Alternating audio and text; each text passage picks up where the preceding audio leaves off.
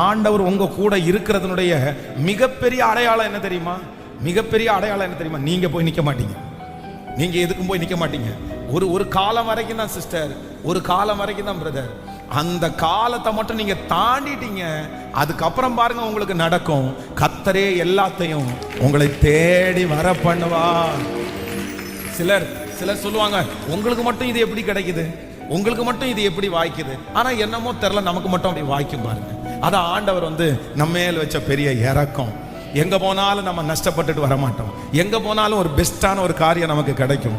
அது கர்த்தர் நம்ம மேல் வைத்த பெரிய கிருபை. இதெல்லாம் நீங்க தனித்தனியா பர்சனலா நீங்க ஜெபம் பண்ணி இதை வாங்கணும். இதெல்லாம் ஆண்டவருடைய ஒரு பெரிய கிரேஸ் சம்பந்தப்பட்டது, கிருபை சம்பந்தப்பட்டது. சில மனுஷங்க தலை மேல அந்த கிருபை இருக்கும்.